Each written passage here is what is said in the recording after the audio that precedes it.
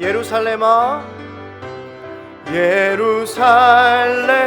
예루살렘아 여호와를 찬송할지어다.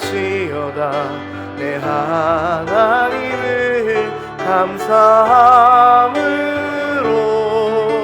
그 앞에 나가며 주 임재 앞에 한 번 더 찬양합니다. 예루살렘아 예루살렘아 여호와를 찬송할지어다. 내 하나님을 감사함으로 그 앞에 나가며 주 임재 앞에 경배. 한 목소리로 우리의 신앙을 고백하겠습니다. 전능하사 천지를 만드신 하나님 아버지를 내가 믿사오며 그 외아들 우리 주 예수 그리스도를 믿사오니 이는 성령으로 잉태하사 동정녀 마리아에게 나시고 본디오 빌라도에게 고난을 받으사 십자가에 못 박혀 죽으시고 장사한 지 사흘 만에 죽은 자 가운데서 다시 살아나시며 하늘에 오르사 전능하신 하나님 우편에 앉아 계시다가 저리로서 산자와 죽은 자를 심판하러 오시리라. 성령을 믿사오며 거룩한 공회와 성도가 서로 교통하는 것과 죄를 사하여 주시는 것과 몸이 다시 사는 것과 영원히 사는 것을 믿사옵나이다. 아멘. 우리 자리에 앉으셔서 찬송가 559장 함께 찬송하겠습니다.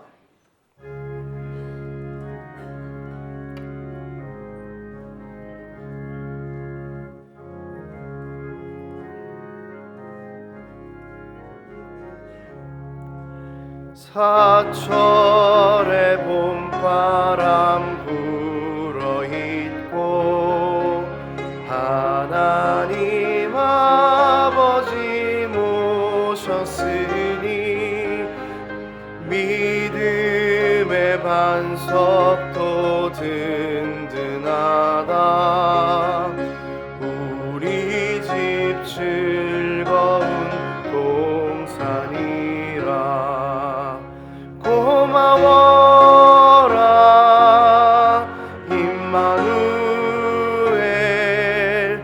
예수만 섬기는 우리 집. 고마워라 임마누엘. 복되고 즐거운 하루하루.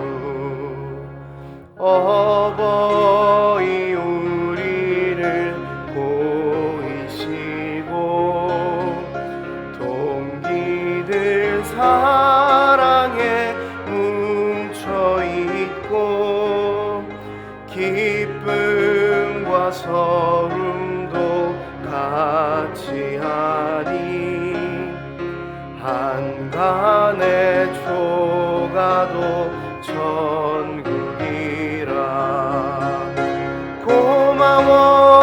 고마워라 임마누엘. 예수만 섬기는 우리 집. 고마워라 임마누엘. 복되고 즐거운 하루하루. 아침과 저녁에 수고하여 다같이 일하는 온 식구가 한 상에 둘러서 먹고 마셔. 여기가 우리의 낙원이라.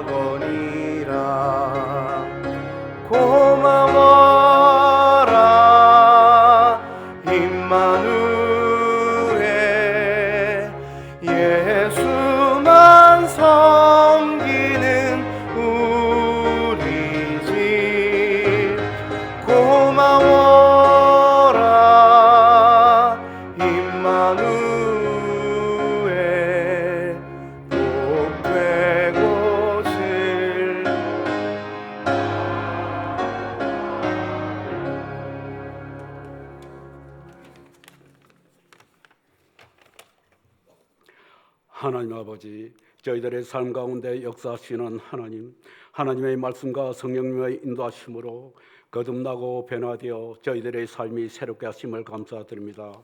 하나님 아버지, 세상의 가치와 유익에 마음 돌리며 온전한 믿음의 삶으로 나아가지 못하는 저희들을 용서하여 주시옵소서. 하나님을 찬양하며 믿음을 고백하며 예배드리는 저희들에게 참 소망 주시옵고 날마다 새로운 삶으로 거듭나게 하여 주시옵소서.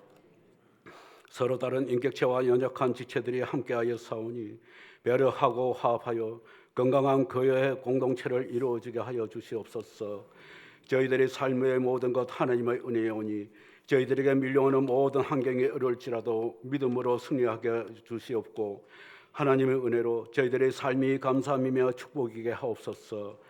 하나님, 은혜의 동산교회를 세우시고 저희들을 인도하신 하나님, 고난을 당한 사람, 소외된 이웃들에게 하나님 사랑 실천하는 교회, 땅끝까지 복음을 전하며 성령님이 역사하시는 은혜의 동산교회로 세워주시옵소서.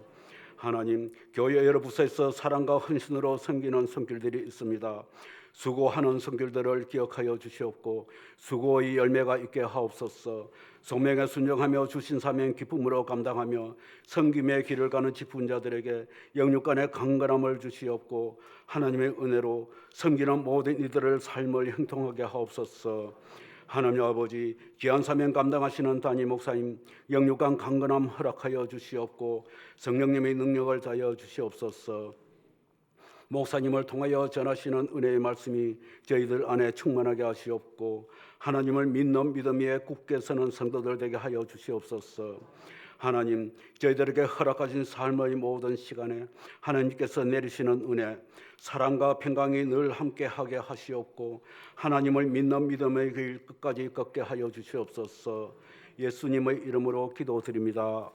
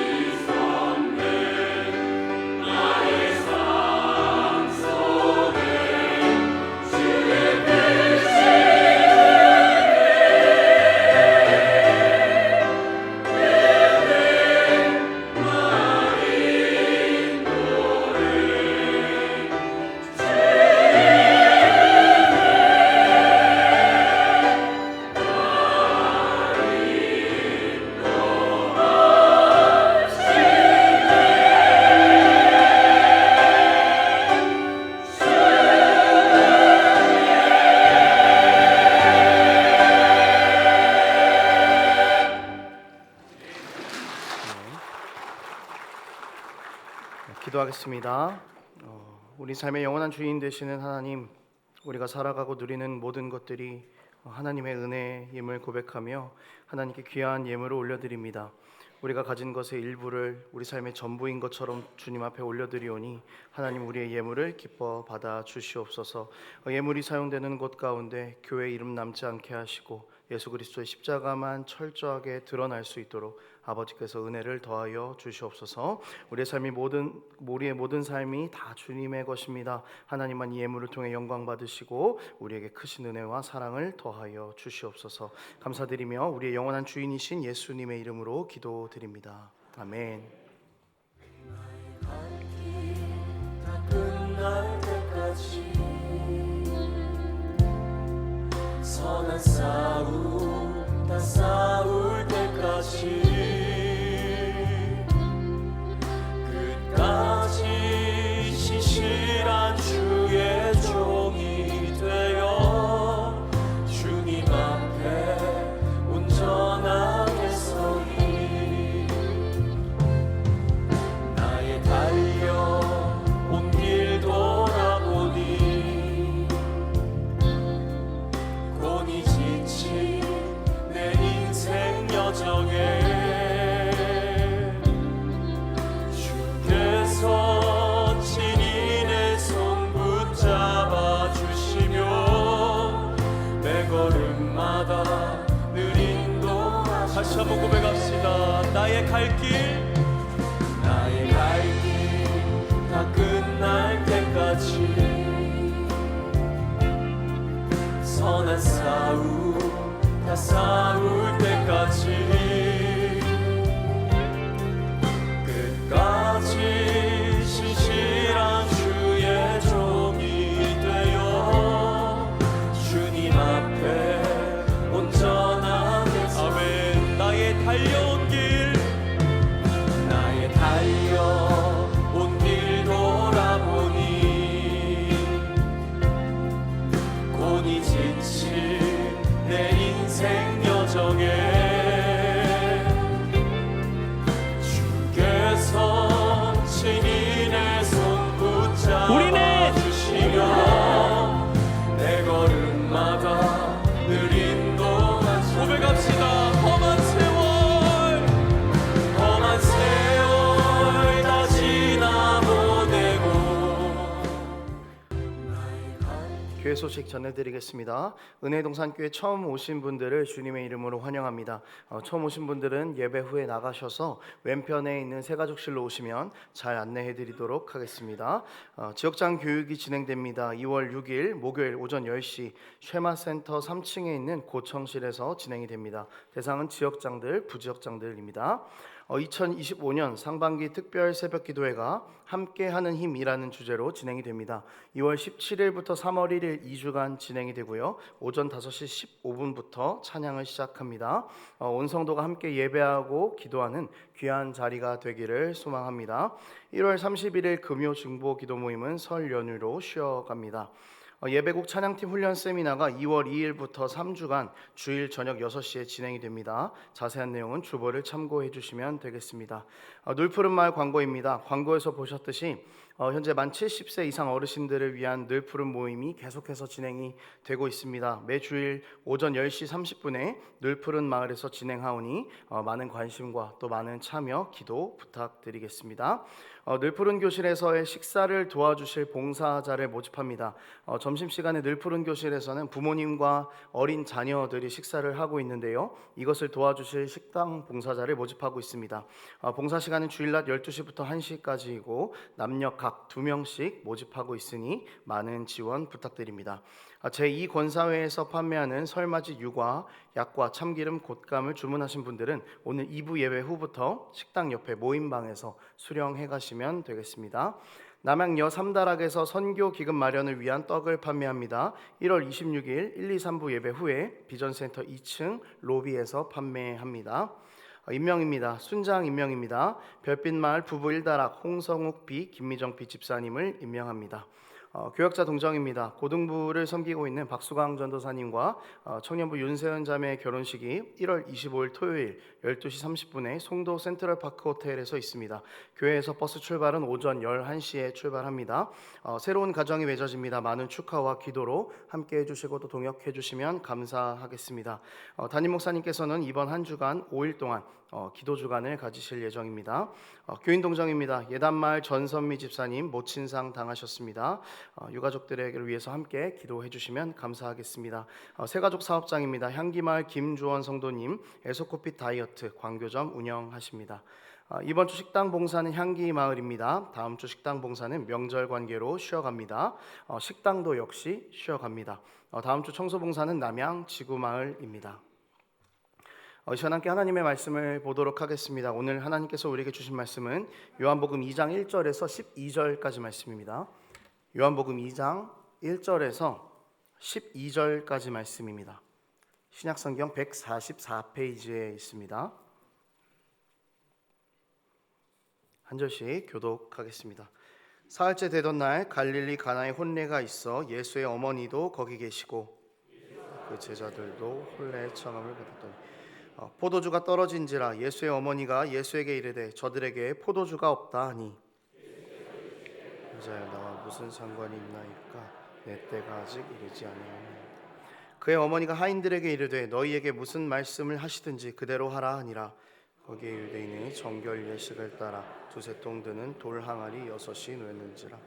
예수께서 그들에게 이르시되 항아리에 물을 채우라 하신즉 아귀까지 채우니 이제는 떠서 연회장에게 갖다 주라 하심에 갖다 주었더니 연회장은 물로 된 포도주를 맛보고도 어디서 났는지 알지 못하되 물 떠온 하인들은 알더라. 연회장이 신랑을 불러 말하되 사람마다 먼저 취한 후에 낮은 것을 내거든 그대는 지금까지 좋은 포도주를 두었도다 하니라. 예수께서 이 첫 표적을 갈릴리 가나에서 행하여 그의 영광을 나타내심에 제자들이 그를 믿으니라. 그 후에 예수께서 그 어머니와 형제들과 제자들과 함께 가버나움으로 내려가셨으나 거기에 여러 날 계시지는 아니하시니라. 아멘. 담임 목사님 나오셔서 가정이 교회입니다 라는 제목으로 말씀 전해주시겠습니다.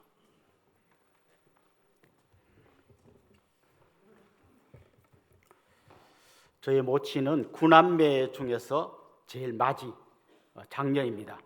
그리고 그 장녀가 낳은 장남이 바로 저입니다. 그러니까 저는 우리 외갓집에서는 제일 첫 손주고 첫 조카입니다.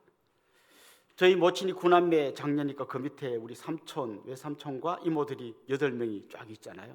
어릴 때 제가 외갓집에 가면 그 8명의 외삼촌과 이모들이 서로 나를 한번 안아보겠다고 막 이렇게 했던 그런 기억이 좀 나고요.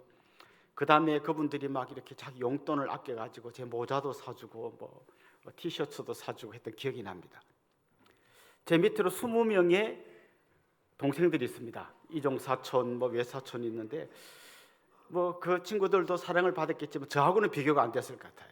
이 첫째가 갖는 막강한 힘이 있더라고요. 나중에 뭐 19번째 이런 친구들은 이제 잘 기억도 잘 못하겠죠. 근데 뭐 저는 그래도 첫째니까 굉장히 많은 사랑을 받았습니다. 첫째가 이렇게 중요하다는 걸 지금 제가 이야기하려는 거예요. 또 이게 정치인들 한번 보십시오. 정치인들이 자기가 정치를 딱 시작할 때 어떤 장소를 방문합니다. 첫 번째 방문하는 장소가 어떤 정치적인 메시지를 던집니다. 예를 들면 뭐 국립현충원을 방문했다. 그러면 이제 말은 안 하지만 뭔가를 말하는 거죠.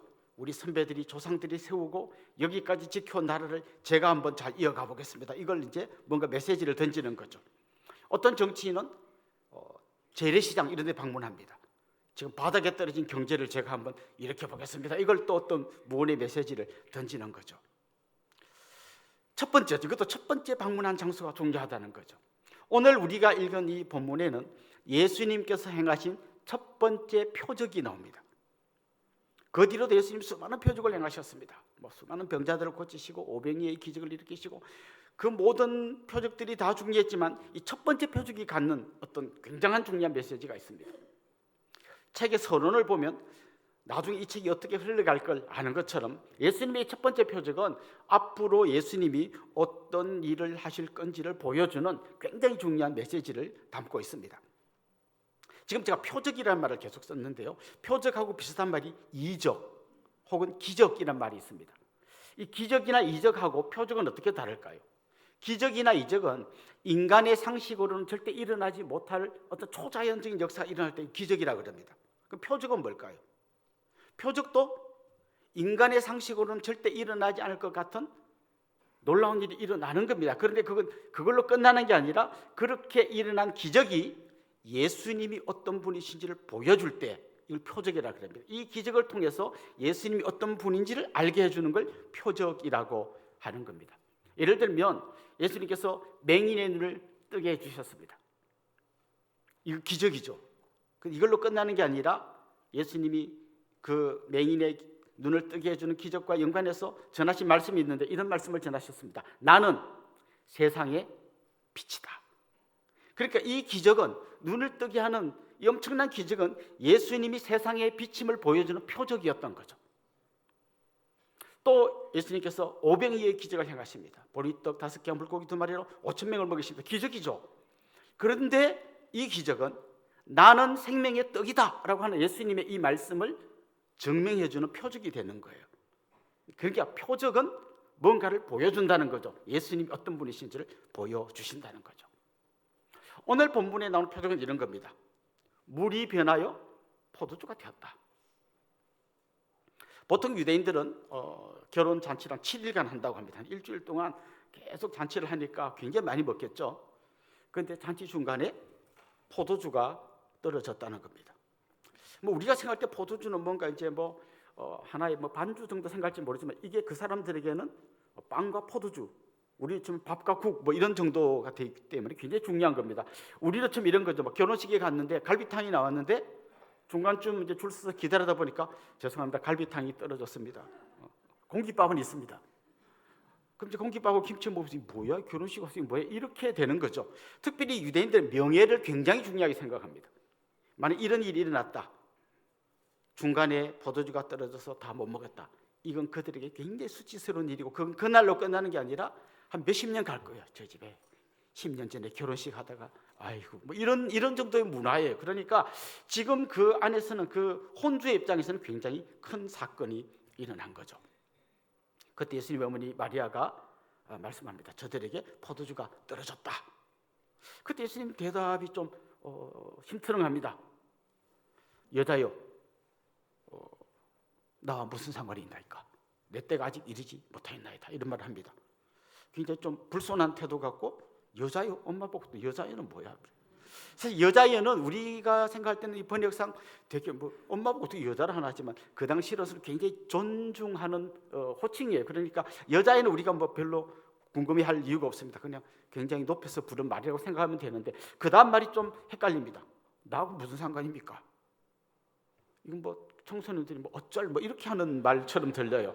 그런데 사실 이 말의 의미는 사실 그럼 그래놓고 또 보면 예수님이 이어서 기적을 행하잖아요. 표적을 행하시잖아요. 아니 실컷 안 할 것처럼 말했다가 또 표적을 행합니다. 그게 뭐지? 좀 헷갈립니다. 이렇게 보면 좋습니다. 예수님이 지금 누가 좀 어렵다고 포도주 없다는데 좀 만들어주고 이런 정도의 일을 하고 싶지 않다는 거죠. 예수님 지금 그걸 하려는 게 아니라는 거죠. 그럼에도 불구하고 예수님이 표적을 행하신 건 뭔가 하면 그냥 그 집이 어려우니까 좀 이렇게 그 위기를 좀 모면하게 해주자, 이 정도의 일을 하려는 게 아니라 이 표적을 통해서 앞으로 예수님이 어떤 일을 하실지를 보여주겠다는 거죠.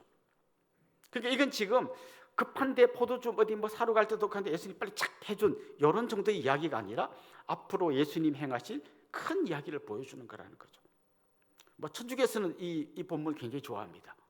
봐라, 엄마가 말하니까 들어주잖아. 그리고 우리 성모 마리아한테 빌면 그 성모 마리아가 또 예수님한테 말해주면 응답될 거다. 이렇게 억지로 끼워 맞춥니다만 전혀 그런 뜻이라고 보기는 어렵습니다. 예수님은 단지 문제 해결자가 아니라 앞으로 예수님이 이 땅에 오셔서 하실 일이 구체적으로 어떤 것인지를 마치 책의 서론처럼 한번 쫙 보여주시겠다는 거죠.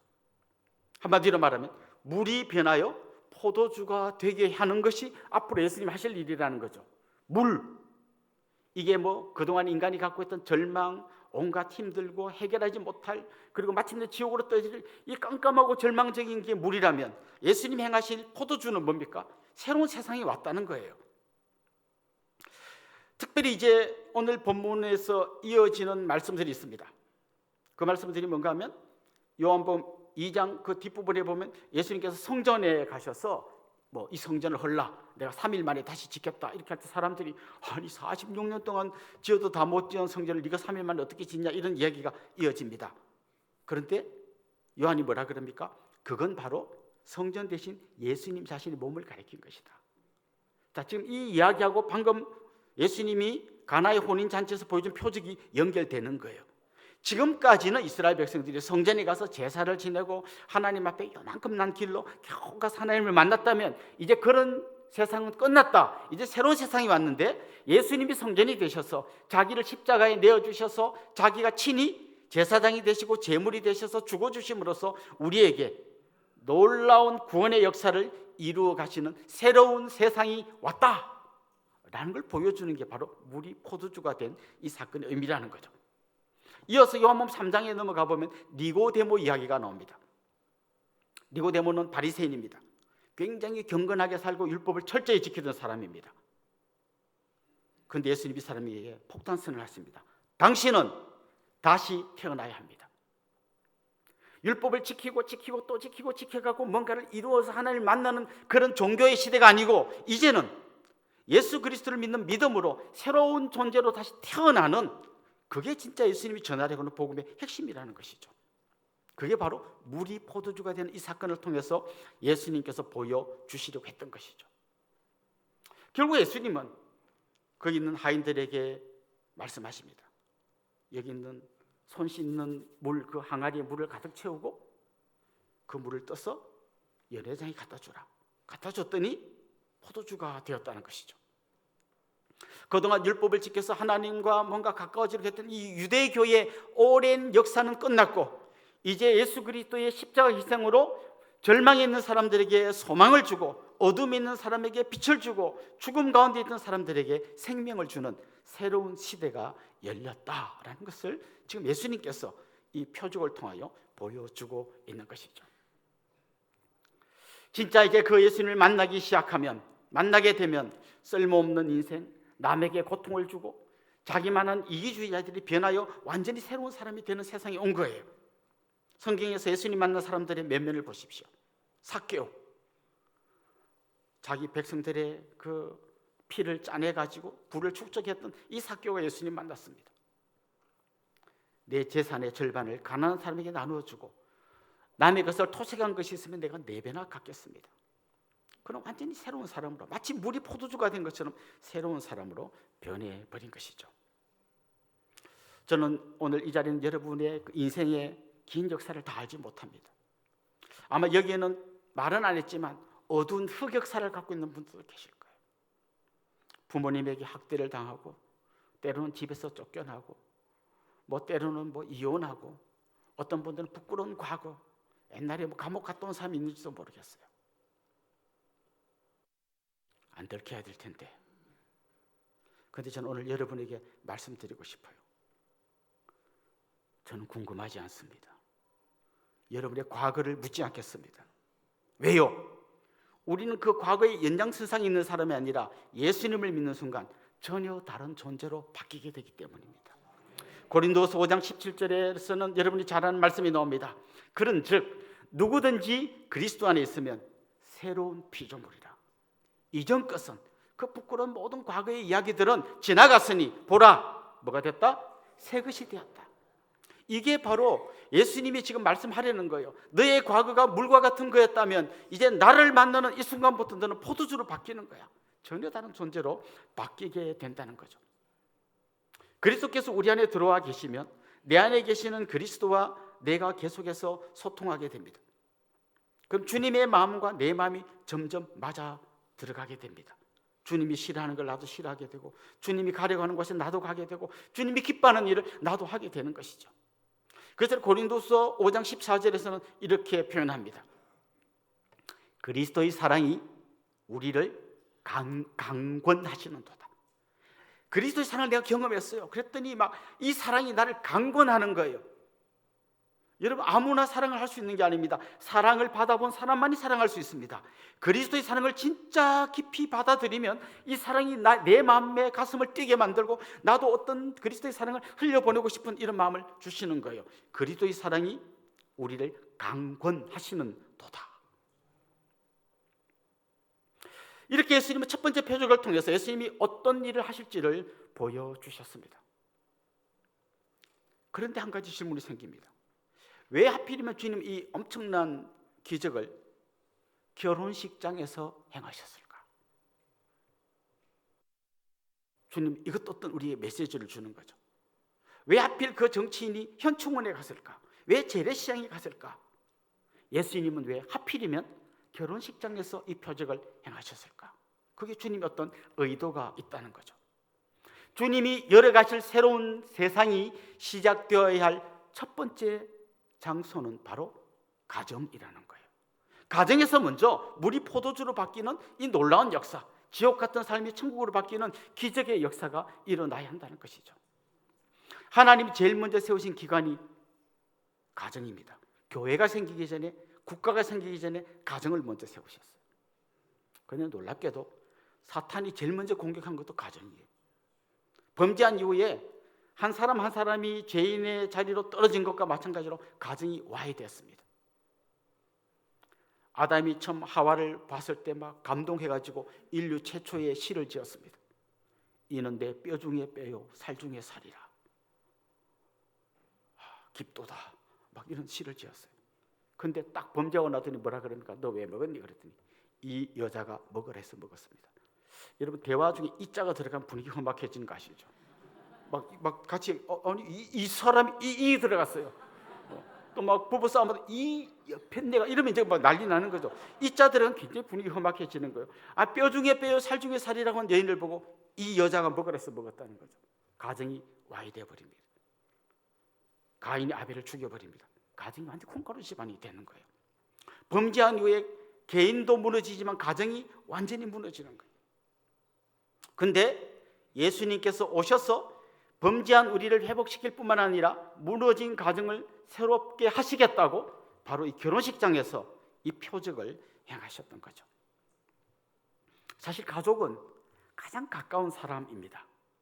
그런데 놀랍게도 가장 많은 상처를 주고받는 사람들입니다.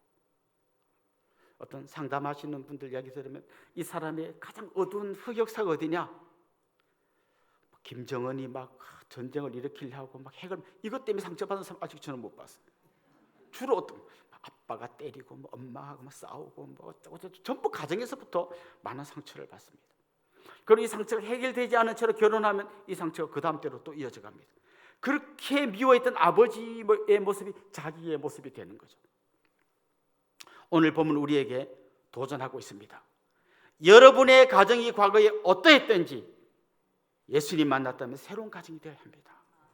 여러분 가정이 과거에 물과 같은 가정이었다면 이제 포도주와 같은 가정으로 약간 바뀌는 게 아니라 완전히 뒤집어져야 됩니다. 오늘 보면 물이 좀 많아졌거나 물이 좀 따뜻해졌거나 이 정도가 아니에요. 물이 아니고 이제 포도주가 되어버린 거예요. 완전히 뒤집어져 버린 것이죠.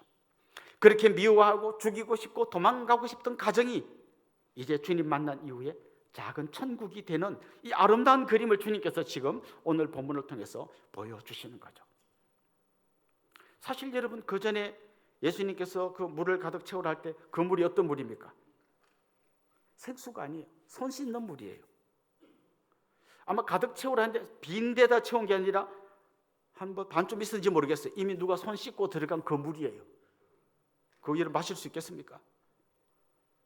거기다 물을 좀 더 채웠더니 희석되었기 때문에 이제 마실 수 있겠습니까? 그 손 씻은 물이 더러운 물이에요. 그런데 그 더러운 물이 변하여 최상급의 포도주가 된 거죠. 오늘 보면 10절에 보면 그 연회장 이렇게 말하죠. 사람마다 먼저 좋은 포도주를 내고 취한 후에 낮은 것을 내거늘 그대는 지금까지 좋은 포도주를 두었도다. 너무 최상품 포도주라는 것이죠. 여러분의 가정이 맨날 지지고 볶고 싸우고 자녀들을 쳐다볼 때 막 한심하기 짝이 없고 자녀들은 부모를 볼 때 막 죽이고 싶고 도망가고 싶고 막 별의별 이야기가 다 있더라도 여러분 가정은 그리스도 안에서 새롭게 변화될 수 있습니다. 우리는 안 싸워요. 안 싸우는 대신에 말도 안 해. 사랑이 다 식어버렸어. 각방 쓰고 남남으로 살고, 나는 월급 타도 줬으니까 내 할 일 다 했다, 나도 밥 다 해줬다, 뭐 서로 이 정도로 만족하며 사는 많은 가정이 있습니다. 또 요즘 듣도 보도 못한 신조어가 생겼는데 뭐 졸혼, 좀만 기다려봐란다, 애들만 다 보내고 이제 니하고 이제 나는 끝이다. 수많은 부부들이 이렇게 살고 있습니다. 근데 여러분, 주님의 사랑이 우리를 강권하시는도다. 주님 말씀하시는 거죠. 네가 그렇게 많은 사랑을 받았다면 그 사랑을 네 아내에게, 네 남편에게, 자녀들에게, 부모에게 좀 흘려보내줘 봐라, 뭐 이런 얘기를 하는 거죠. 그때 너희 가정이 천국이 될 거다 말씀하시는 거죠. 근데 지금 우리 마음 한구석에 이런 마음이 떠오릅니다. 저도 그렇게 되면 좋겠는데 왜 안 되는지 모르겠어요. 왜 안 되는지 모르겠어요. 오늘 본문을 잘 보면 그게 작은 열쇠 하나가 보입니다. 주님은 분명히 물이 포도주가 될 수 있도록 다 준비하고 계셨어요.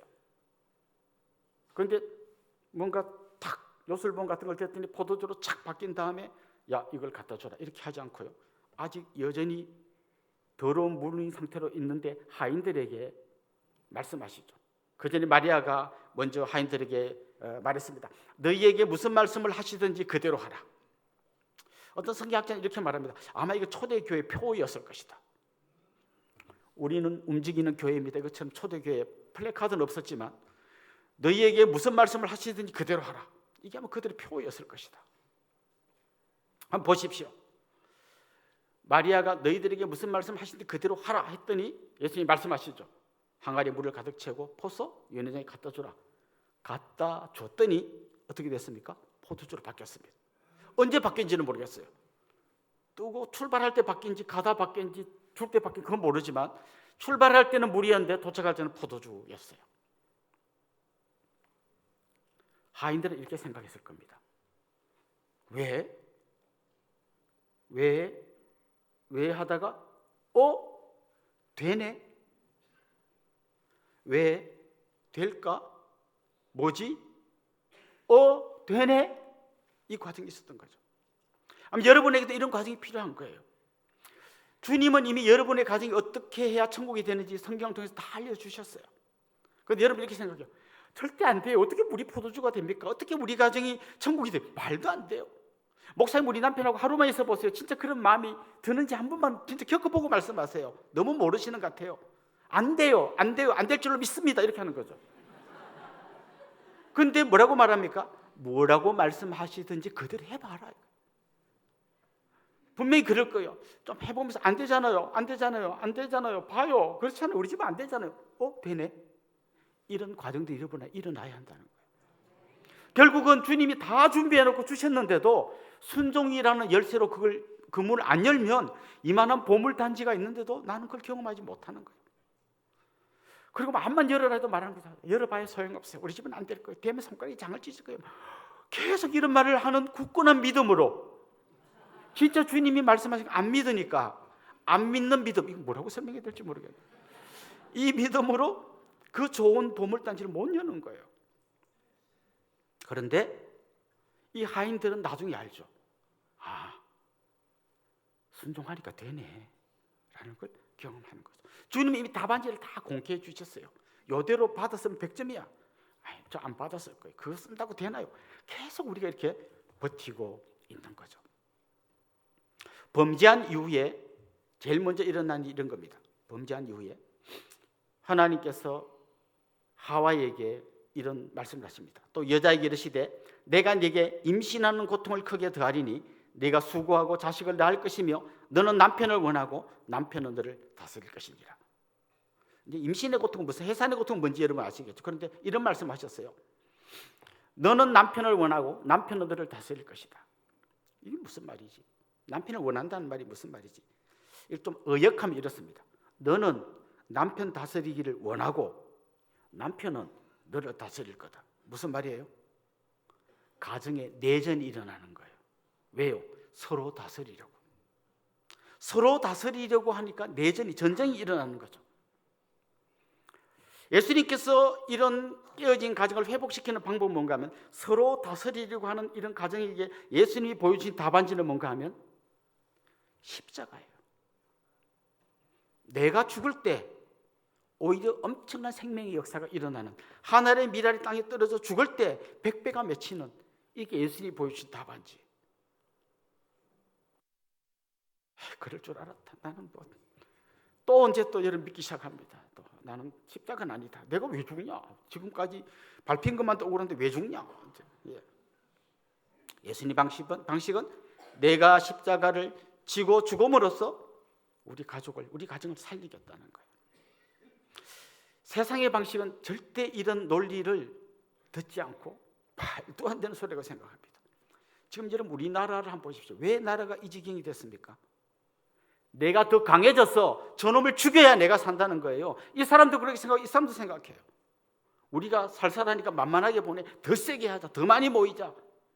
그러다 보니까 더 심각해 나라 두 쪽 나는 거예요. 여러분 중에서 또 어느 한 진영에 속해가지고 나도 더 세게 하는 이쪽을 막 지지하는 거, 그거 여러분 세상 사람은 그렇게 하지만 우리의 방식이 아니에요. 십자가의 방식은, 예수 그리스도의 방식은 내가 죽음으로써 오히려 더 강해지는 거예요. 가장 약해지는데 거기서 능력이 나타나는 거예요. 막 철갑옷을 입고 온몸에 무장을 해서 그래야 더 이길 것 같은 이 세상은 서로를 다 죽이는 방식이에요. 그러나 내가 죽음으로써, 내가 십자가를 짐으로써, 내가 희생함으로써 오히려 나도 살고 남도 살리는 이런 역사가 일어나는 거예요. 하늘의 미랄이 떨어져야 100배의 결실이 맺히는 겁니다.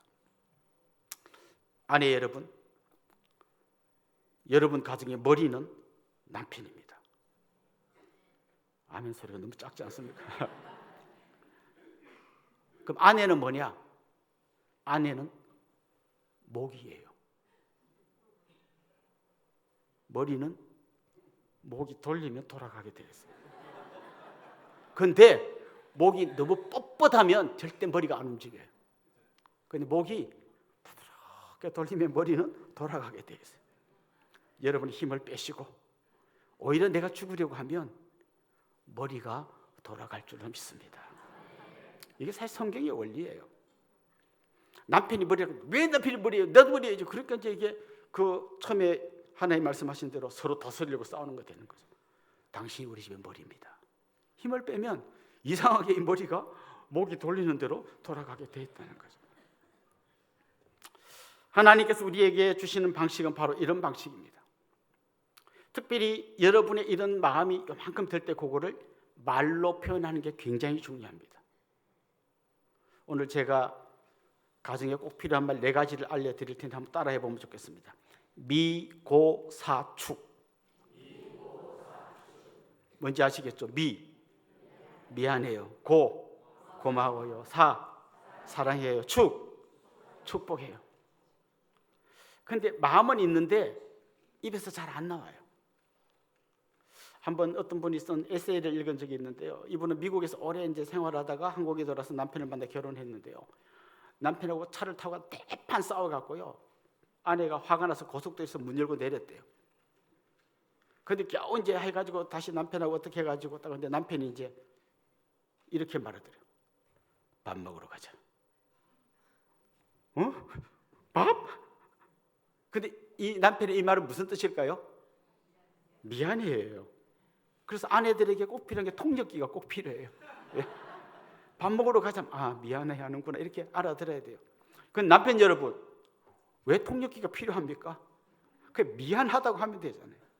아내 여러분, 왜 남편에게 그냥 이 정도면 미안한 걸 알겠지 왜 이렇게 어렵게 하세요? 그냥 미안하다고 말하면 되잖아요.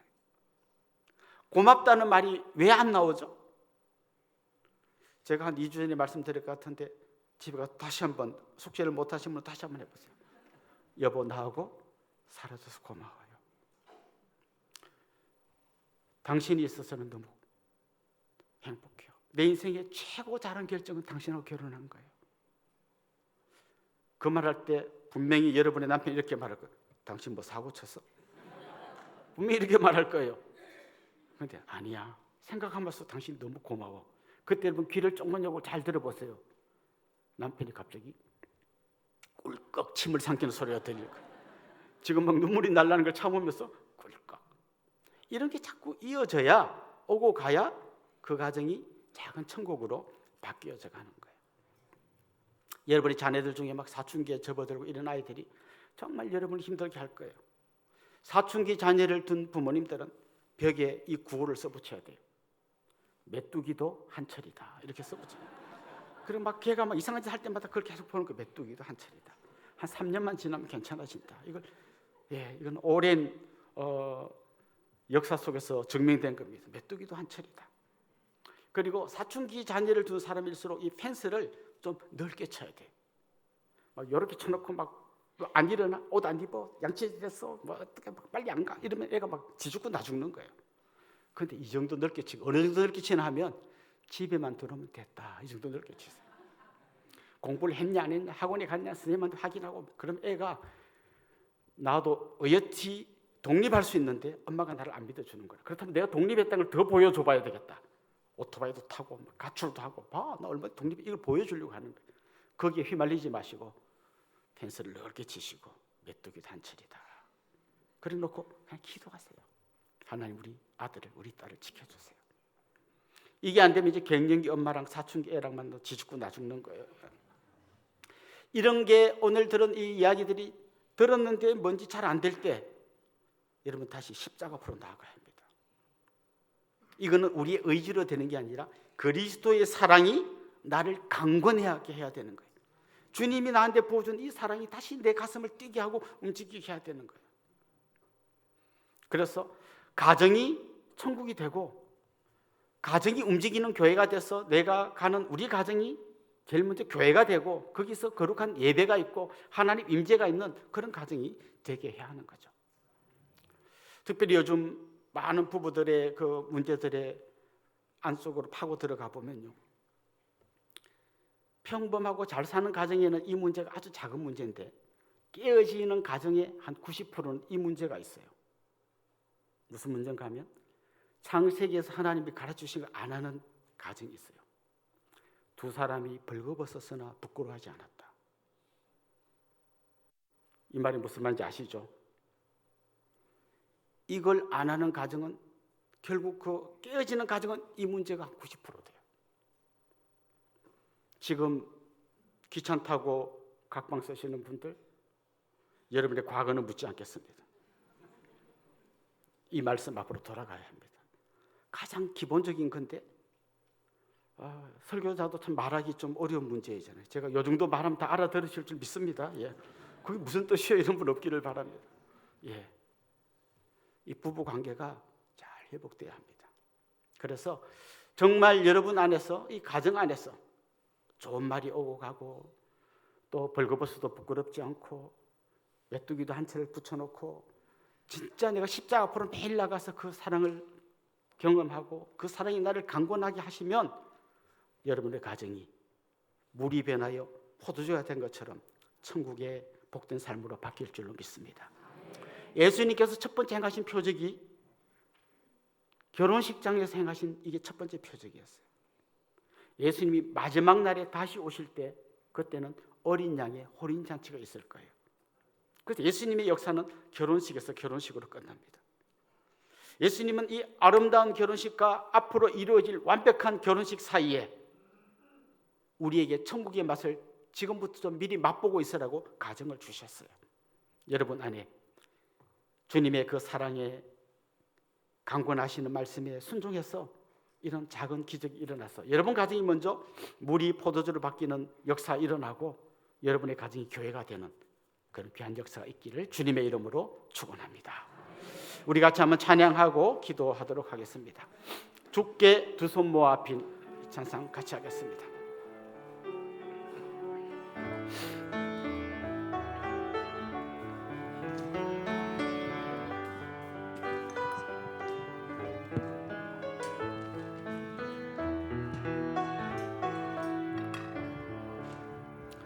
주께 두 손 모아 비나니 주시는 종 베푸사 밝아오는 이 아침을 환히 비춰주소서. 오 주 우리 모든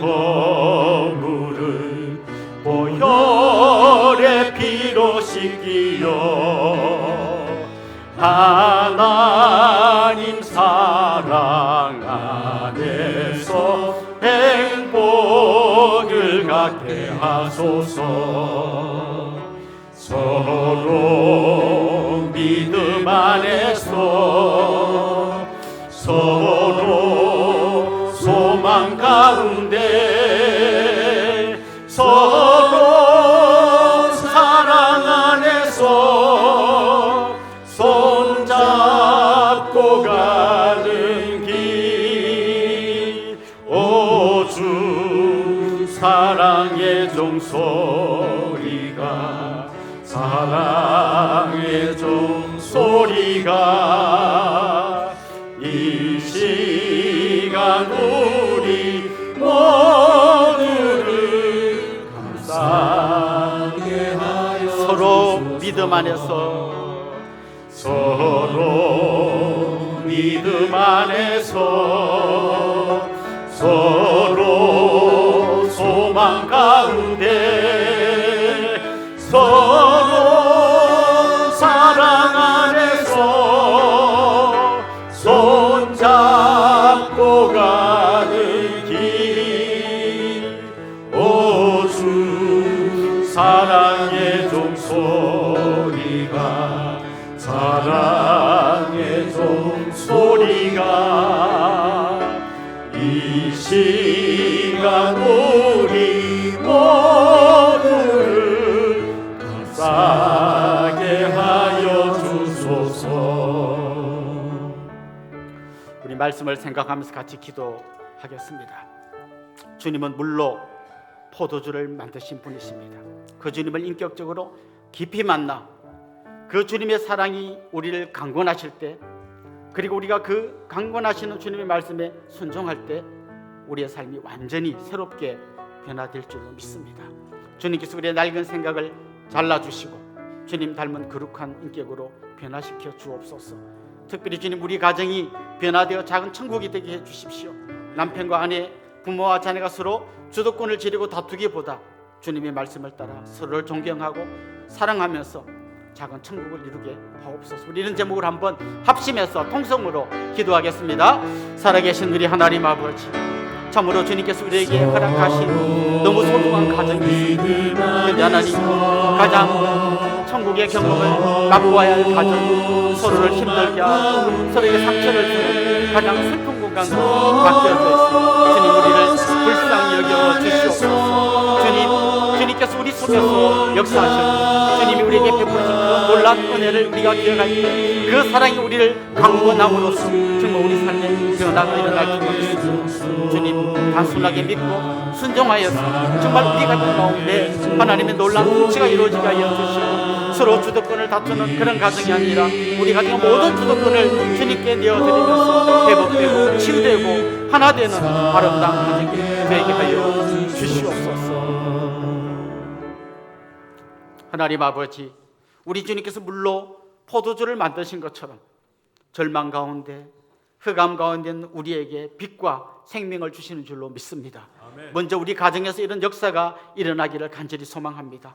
가장 가까운 사람들이 가장 많이 상처를 주고 상처를 받는 이 암담하고 참혹한 현실을 이겨낼 수 있는 길은 오직 십자가를 지시고 하늘의 미랄이 되신 그리스도의 사랑을 닮아가는 것밖에 없는 줄로 믿습니다.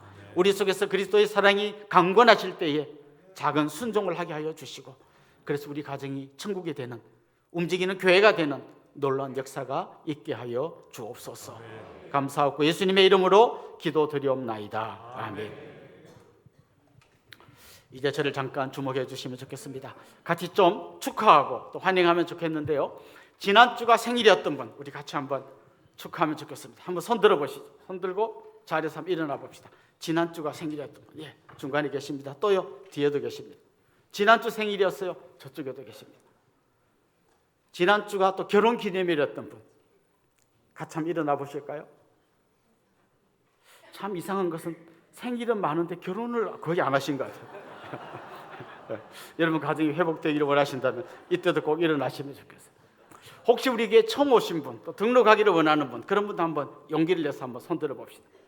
그래, 한번 일어나시죠. 우리 이분들 같이 한번 축복하면 좋겠습니다. 아주 먼 옛날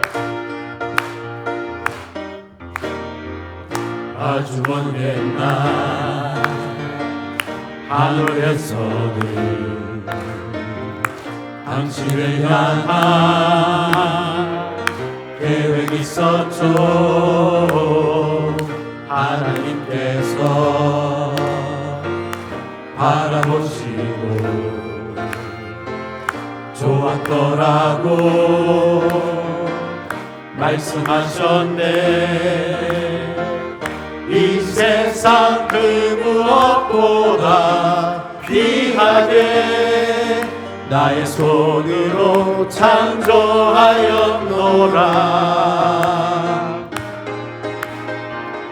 내가 너로 인하여 기뻐하노라. 내가 너를 사랑하노라. 사랑합니다. 축복합니다. 사랑해요.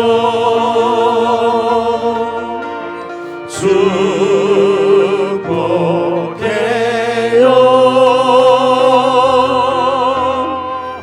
당신의 마음에 우리의 사랑을 모아드립시다. 사랑을 드려요. 사랑합니다. 축복합니다. 우리 옆에 있는 분들, 앞뒤 분들하고 한번 인사합시다. 주님의 이름으로 사랑하고 축복합니다. 네. 오늘 등록하실 분들은 나가시다가 왼쪽 편에 있는 새가독실에 들려주시면 감사하겠습니다. 이제 우리 자리에서 한번 다 일어나겠습니다. 우리는 움직이는 교회 같이 한번 찬양하고 축도로 예배를 마치겠습니다.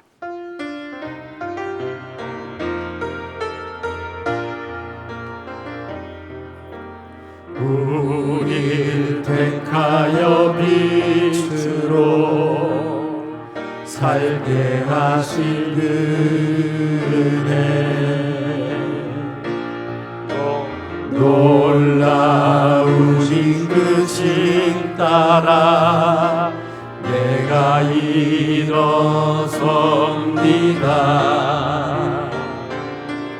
우리를 가득 채우사